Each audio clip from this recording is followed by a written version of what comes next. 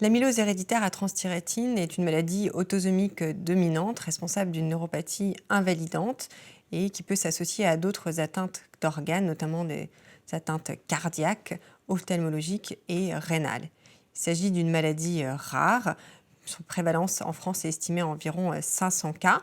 Il a été identifié dans un premier temps des zones d'endémie, notamment le nord du Portugal, le Japon et la Suède. Mais au fur et à mesure des années, on s'est rendu compte que cette maladie existait partout dans le monde et notamment partout sur le territoire français avec différentes mutations du gène de la transthyrétine responsable de cette maladie.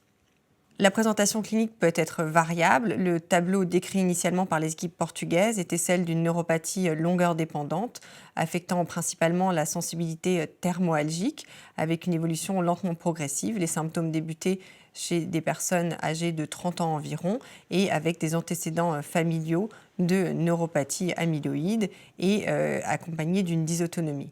Il existe actuellement plusieurs phénotypes cliniques qui peuvent coexister au sein de l'amylose héréditaire à transthyrétine, avec des âges de début qui sont variables, qui peuvent être avant ou après l'âge de 50 ans, avec des présentations de neuropathie longueur dépendante, mais aussi avec des phénotypes ataxiants ou neuropathie sensio-motrice non longueur dépendante, et même parfois des tableaux moteurs purs.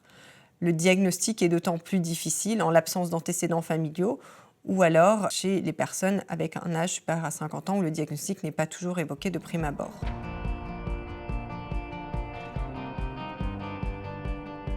Le diagnostic va reposer sur plusieurs éléments. D'abord, un tableau clinique compatible avec ce diagnostic, c'est-à-dire un tableau de neuropathie qui est généralement rapidement évolutif, qui peut s'accompagner d'une dysautonomie, d'une perte de poids, des personnes chez qui on retrouve parfois un antécédent de syndrome du canal carpien bilatéral, chez qui on peut retrouver d'autres atteintes d'organes, mais en effet des phénotypes de neuropathie qui peuvent être assez variables. Chez un patient qui présente un tel tableau, le diagnostic va être confirmé par la positivité d'un test génétique qui va mettre en évidence une mutation sur le gène de la transthyrétine. À ce jour, il y a plus d'une centaine de mutations qui sont décrites comme étant pathogènes. Certaines sont plus fréquentes, notamment la mutation Val30M qui a été décrite en premier. Et le diagnostic sera ensuite conforté par la présence de dépôts d'amylose qui peuvent être mis en évidence soit en microscopie sur une biopsie tissulaire, soit à l'aide de la scintigraphie DPD avec une fixation cardiaque.